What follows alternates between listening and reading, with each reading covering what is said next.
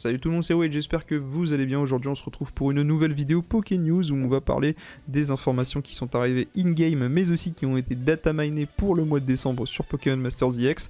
On va commencer très rapidement avec les petites news qu'on a eues sur Twitter, Reddit et in-game. Bien évidemment, ensuite on parlera de ce qui va arriver au mois de décembre. Donc pour commencer, il y a une campagne en ce moment pour gagner 3000 diamants, hein. Faut juste atteindre les 10 000 retweets et à l'heure où je tourne cette vidéo, le midi, on a déjà dépassé les 10 000 retweets, donc on va gagner 3000 diamants, donc ça fait extrêmement plaisir, on va pas se mentir, tout simplement.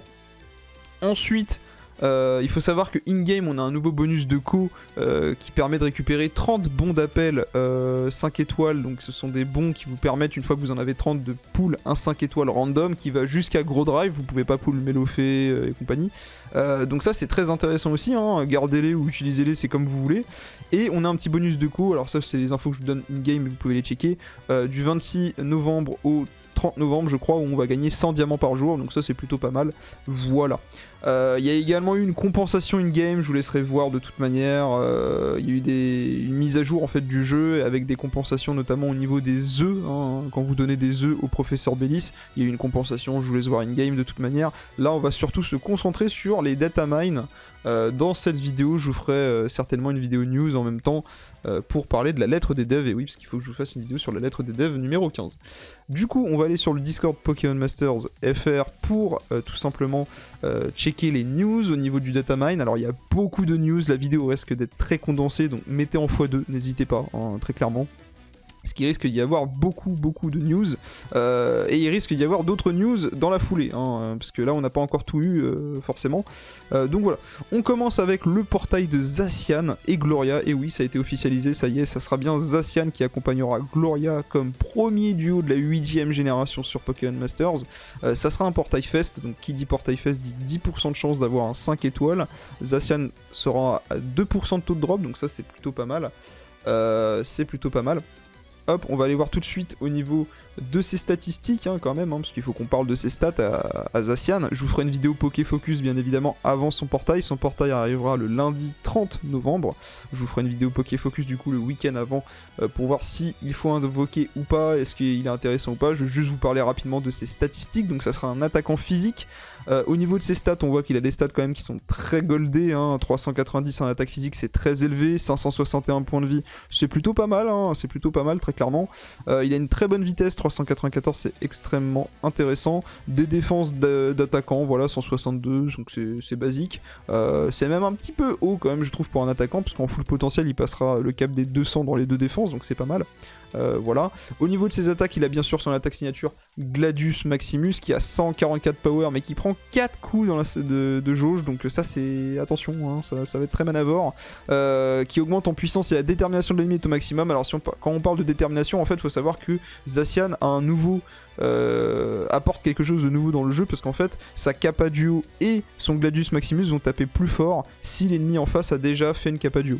Donc voilà, il y aura tout un système à mettre en place autour de Zacian. Il faudra vraiment faire en sorte de Kappa Duo avec Zacian après que l'ennemi ait Kappa Duo. Donc voilà, ça je vous en reparlerai dans le Pokéfocus. Il a le jauge capacité up qui est pas très intéressant, je trouve. C'est vraiment le pire move qu'on ne pouvait lui mettre. C'est le même move que Majaspic à titre d'exemple. Je comprends pas pourquoi il a ça très clairement, mais bon, why not, oui et non, mais parce que ça pue la merde, mais bon voilà quoi, ok. Il a Câlinerie, donc ça c'est bien, une grosse attaque de type fée, donc ça fait plaisir, 110 de power, c'est cool, qui prend 3 segments, hein, donc vous voyez que déjà Zacian ça va être un perso très manavore, hein, mais vous allez voir que c'est pas un problème, puisqu'il a énormément de récup jauge en fait, dans son plateau et dans son kit. Et il a le move dresseur qui va réduire de 1 cran le cooldown pour la Kappa Duo, qui va augmenter de 2 crans son attaque physique, et qui va garantir le crit pour sa prochaine attaque. La Kappa Duo, je vous ai dit, c'est une Kappa Duo à 200 de power, donc c'est un peu moins que les Kappa Duo de Pokémon classiques qui ont 250 de base, il me semble, mais c'est toujours plus que les mégas. Et par contre, comme je l'ai dit, voilà, sa Kappa Duo va augmenter en puissance si l'ennemi a déjà fait une Kappa Duo, en gros c'est ça que ça veut dire, tout simplement. Au niveau de ses talents passifs, il a des très bons talents, il a arrivé attaque 2 qui va augmenter de 2 crans son attaque physique dès qu'il arrive sur le terrain, il a récup jauge 4, donc ça on ne présente plus ce move, hein, c'est le même talent que Dracofeu, et il a le duo récup PPC 1 qui va lui permettre, dès qu'il réalise une Kappa Duo pour la première fois, de regagner une utilisation de ses moves. Donc autant vous dire que du coup vous regagnez une utilisation de jauge capacité up, vous regagnez une utilisation du move dresser, donc c'est plutôt pas mal. Donc voilà quoi. Le plateau, je vous en parlerai dans sa vidéo Pokéfocus, on va pas s'attarder là-dessus, sinon la vidéo va durer 1 heure, très clairement. Donc voilà. Donc ça c'était pour le portail de Zacian. Donc est-ce qu'il faut invoquer ? Vous verrez bien dans ma vidéo ce week-end. Moi en tout cas je vous ferai une vidéo invocation, je vous l'annonce, qui aura lieu lundi, jour du portail, ou mardi, ça dépend de mon temps, tout simplement. De mon emploi du temps. Ensuite on a un événement, le Prestige Event, qui est un nouveau type d'event dans le jeu, puisque c'est un event classé, et oui, il y aura pour la première fois de notre vie, sur Pokémon Masters, un classement PVE. En effet, je vais vous montrer tout de suite sur Twitter, parce qu'on n'a pas toutes les informations encore bien évidemment, mais voilà un peu ce que ça donne. Donc ça c'est l'image qui a été révélée sur le compte Twitter bien évidemment. Le Prestige Event qui commence, on pourra récupérer plein de récompenses, on voit des diamants, des duos tickets 5 étoiles, des médailles bonbons capacité, des bons à échanger contre des duos tickets 5 étoiles d'un duo précis.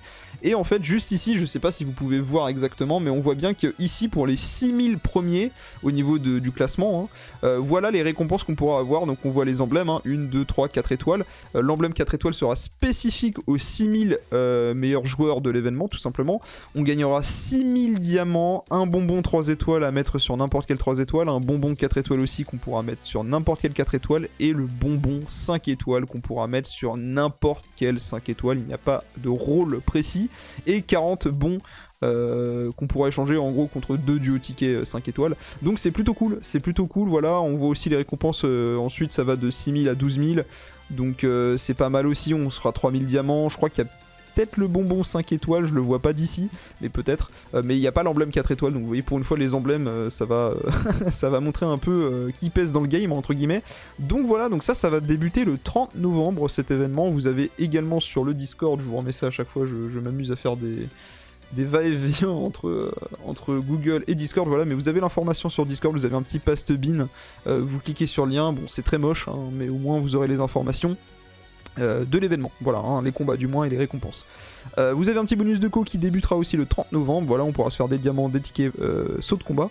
On a ensuite deux portails rerun, donc le portail rerun de Jasmine qui va avoir enfin son 6 étoiles EX qui sera disponible le 2 décembre, et un autre portail qui arrivera le 7 décembre où on aura le rerun de Brice et d'Aurore, mais qui auront cette fois-ci eux deux leur EX plus le plateau de Brice, donc ça fait extrêmement plaisir, très clairement. Si vous voulez voir le sprite des Pokémon, la gueule qu'ils ont en fait en EX avec leur tenue, vous pouvez aller dans le channel leak, et voilà, en gros Aurore aura cette tenue là, Gloria je l'ai pas précisé mais elle aura aussi sa tenue EX, ça c'est sa tenue EX, et Brice aura également sa tenue EX, voilà. Donc si vous voulez plus d'informations, checkez ce salon, le lien sera dans la description pour le Discord. On a également le retour de l'événement légendaire de Solgaleo, un peu à la même manière que Rayquaza on imagine, le 7 décembre. Vous avez encore une fois le petit Pastebin pour les informations si vous voulez avoir savoir quelle récompense on aura précisément. On aura la prochaine bataille légendaire qui sera Regirock, qui sera sensiblement, normalement, si je me trompe pas, faible au type plante, donc ça tombe bien avec le EX de Junko, Aurore et tout, ça va être plutôt simple. Et ensuite, on a l'arrivée des portails saisonniers 2020, voilà, donc Carolina et Togekiss, Erika et Guerryland, et l'avantage, c'est que vous l'avez vu, juste ici, portail Step Up, voilà. Enfin, une mécanique de gacha qu'on adore, qu'on apprécie, les Step Up sur Masters, ça débarque enfin, j'ai envie de dire. On n'a pas d'informations encore sur les Step Up, combien il y aura de paliers, etc. Mais on sait en tout cas qu'il y aura des tickets. Je vais vous les montrer, je vais vous montrer le sprite des tickets, voilà, donc ça sera les deux tickets, donc ça j'imagine que ça sera pour Guerryland et ça pour Togekiss, j'imagine. Donc on aura ces deux tickets qu'on pourra certainement drop sur les step up qui devraient nous garantir, ou du moins offrir plus de chances d'avoir les persos saisonniers, donc ça fait extrêmement plaisir. Un peu à la manière de DB Legends, vous savez, sur Dragon Ball Legends, quand on fait un certain nombre de paliers, on a des tickets et ils nous permettent d'avoir plus de chances d'avoir le perso du détecteur, donc voilà. Faudra voir ce que ça donnera bien évidemment dans les faits, mais c'est plutôt sympa, et puis je vous donnerai des informations au fur et à mesure dès qu'on aura plus d'infos sur les step-up. On aura un événement saisonnier 2020 bien évidemment, vous avez les informations ici, un nouveau bonus de co qui démarre le 10 décembre.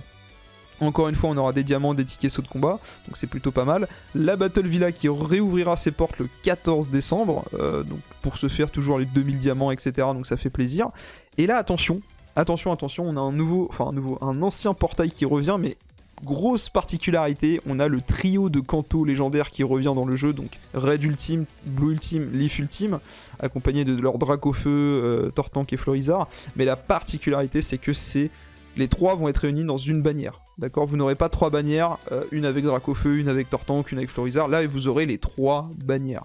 Enfin, les 3 persos réunis dans une bannière, vous m'avez compris. Donc, ça, c'est honnêtement, si vous voulez mon avis, je trouve ça hyper bien pour les nouveaux joueurs. Donc, ça arrive le 17 décembre. Pas très loin de Noël en plus. Ça, c'est hyper bien pour les nouveaux joueurs parce que vous pouvez taper des multis complètement goldés où vous avez les 3 persos dans la multi, donc ça va être hyper bien. Le problème, c'est que si jamais vous vous êtes fait shaft sur le premier anniversaire et qu'il vous manque, je sais pas, Blue ou Leaf, ou il vous manque un doublon pour l'avoir 3 sur 5 et tout, c'est pute. Parce qu'en vrai, vous avez, voilà, si, je sais pas, admettons, vous avez Dracofeu et Florizarre en 3 sur 5, tout va bien, mais Blue, vous l'avez que 1 sur 5. Ah ouais, c'est coup dur, hein, parce que du coup, les 3 auront le même rate-up, donc si vous voulez focus un des 3 persos, c'est très relou, hein, très clairement. Moi j'invoquerai pas parce que j'ai déjà les 3 en 3 sur 5 et en EX, donc je m'en fous, mais c'est vrai que pour les nouveaux joueurs c'est très bien, et pour ceux qui se sont fait un peu shaft pour l'anniversaire, c'est un peu coup dur, mais bon, pourquoi pas. On aura un événement de type œuf qui arrivera le 17 décembre, hein, avec Caninos, Onyx et Scarabrut. Je crois qu'il y a même dans les leaks les shiny possibles, si je dis pas de bêtises, je vais vous dire ça tout de suite. Alors, Arcanin sera shiny, Onyx sera shiny, Florizarre aussi, Excellang aussi. Alors, je pense que Excellang sera rajouté dans le pool classique des Pokémon, je pense. Ça me paraît assez bizarre, mais bon, why not. Donc voilà. Et donc ça c'est pour l'événement de type œuf. On aura également le retour de l'événement de Jessie qui reviendra le 18 décembre pour gagner Jessie et son Arbok 3 étoiles, tout simplement. Le combat de maître sera réalisé tous les lundis, ça vous le savez, hein, de toute façon. Pour les autres informations qu'on a après, c'est un petit peu plus compliqué. Voilà, on a des cadres qui ont été leakés, on a d'autres images. Donc ça doit être certainement, vous savez, les packs où vous avez des duo tickets périssables pour les cash players, bien évidemment. Ça, c'est forcément les bannières, hein, tout simplement, qu'on vous a montré. Voilà, sachant que là, a priori, il y aura des médailles bonbons capacité pour la première multi qu'on réalisera là-dessus, avec les images des step-up. Donc vous voyez qu'il y a aussi les tickets bleus ici, donc c'est un petit peu bizarre. Les emblèmes qu'on pourra récupérer également, voilà, vous voyez les emblèmes de la battle, de la bataille légendaire, les emblèmes de l'event de Erika, les emblèmes de Gloria et de son event, et puis voilà. Pour les moves, enfin on finira là-dessus, je vais vous montrer les statistiques de Guerryland et de Togekiss, voilà. De toute manière je vous ferai d'autres vidéos dans les jours qui suivent, hein, parce qu'on aura d'autres informations qui vont tomber. De toute façon là c'était histoire de vous faire un petit rappel, un condensé de tout ce qu'on va avoir. Autre petite news que je vous donne en parenthèse, hop, on va repasser sur Google. Les devs ont annoncé également qu'on va pouvoir gagner 10 000 diamants entre le 30 novembre 2020 et le 1er janvier 2020. Donc 10 000 diamants en bonus de co au total sur le mois de décembre du coup. Donc ça fait plutôt plaisir pour invoquer, hein, parce qu'il y a beaucoup de portails qui sont annoncés quand même. Donc mine de rien, ça fait très plaisir. Pour Guerryland, ça va être un support avec Erika Noël du coup, qui a des stats vraiment intéressantes. Je trouve, franchement, il a un excellent bulk, hein. Il est 6ème avec 718 en bulk, c'est insane. Un bon pool d'HP 615, des bonnes stats offensives, mais vous allez voir qu'en vrai, Osef sur le plan offensif, parce qu'il a Vampi Baiser et Fouelian qui sont 2 attaques de merde, très clairement. Et sur le plan défensif, 267, c'est vraiment énorme, et 228 en défense P, ce qui est quand même plutôt très intéressant, on va pas se mentir, hein. Ça fait partie des duos les plus tanky du jeu, mine de rien.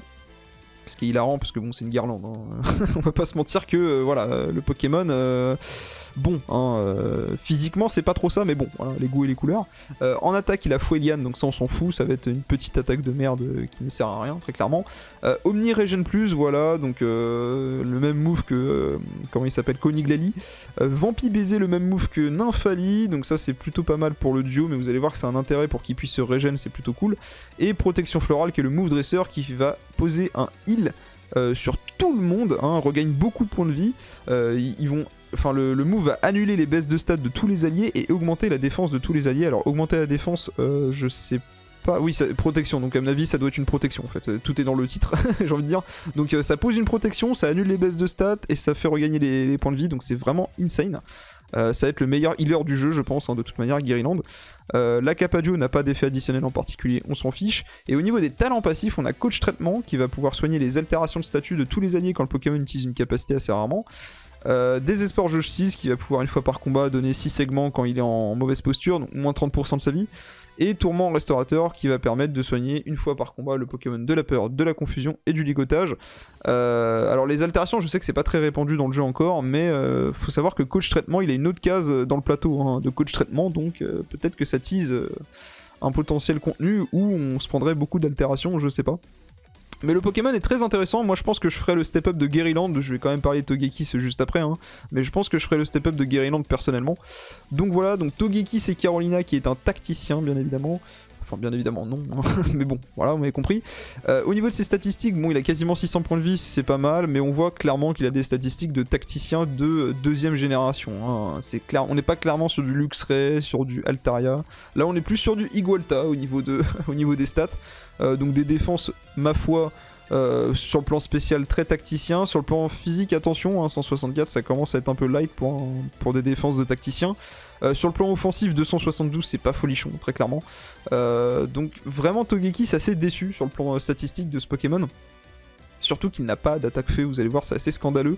Il a Lame d'Air qui est quand même son move signature, un peu, Togekiss, Lame d'Air, bon, c'est vraiment... il ne pouvait pas avoir autre chose. Il a le move d'attaque spé pour lui, je crois, alors je sais pas si c'est vraiment que pour lui, parce que dans les datamines, il me semblait qu'il mettait l'attaque spé pour tout le monde, mais ça doit être que pour lui, du coup. Il a triple attaque, qui va mettre un des 3 malus, donc soit la brûlure, la paralysie ou le gel, ça va être son gros move, sachant qu'il a conversion vol, donc en fait triple attaque devient une attaque de type vol. Et le move dresseur qui va augmenter d'un cran la vitesse et le taux de critique et qui a le même effet que Cas d'oiseau, vous savez, qui va augmenter une stat de 2 crans de manière random, donc soit l'attaque, la défense, l'attaque spé, la défense spé, précision ou esquive. Voilà, donc si vous aimez bien la RNG, invoquez Togekiss, sinon bah passez votre chemin, très clairement. La Capadio augmentera en puissance si l'ennemi a une altération, voilà, c'est tout, c'est l'effet de la Capadio. Et au niveau de ses talents, il a le conversion vol comme je vous ai dit, il a chance d'altération de tourmente 1, donc il va augmenter les chances d'infliger des altérations de statut à l'ennemi, donc comme la peur, le fait de ligoter et la confusion, donc ça c'est bien pour l'âme d'air, tout simplement. Et il a tourment puissance 5 qui va augmenter légèrement les dégâts de ses capacités si l'ennemi est apeuré, confus ou ligoté. Donc déjà bon, tu te dis ok, le mec on va peut-être jouer avec l'âme d'air pour flinch et pour profiter de ses talents, pourquoi pas. Encore une fois je vous ferai une vidéo, un Pokéfocus sur Togekiss, là c'est pas le sujet, c'est juste pour vous présenter un peu les statistiques et le duo dans sa globalité. Voilà, écoutez les amis, c'était tout ce que je pouvais vous dire de mémoire sur les leaks actuels concernant voilà. On a également, si je vous en ai pas parlé, mais bon, parce que c'était pas encore officiel, mais a priori N arrivera dans le jeu le 21 décembre. Voilà. Donc vraiment là, Dena se sont lancés comme objectif de sortir que des légendaires en portail maintenant, et ça me fait plaisir. Honnêtement, ça me fait plaisir parce que les légendaires, à un moment donné, faut les respecter. Quand je vois pas le cas OO, ça me fait très très mal au cœur, très clairement. Donc voilà les amis, donc si j'ai d'autres informations qui arriveront dans la journée, je vous les communiquerai le plus rapidement possible, bien évidemment. N'hésitez pas à mettre un pouce bleu, à vous abonner, ça me ferait extrêmement plaisir, à me commenter en dessous de la vidéo si vous allez invoquer sur Zacian ou pas, et est-ce que vous êtes hype pour ce Prestige Event, bien évidemment. Et voilà, moi c'était Wild, je vous dis à la prochaine pour une prochaine vidéo, salut tout le monde.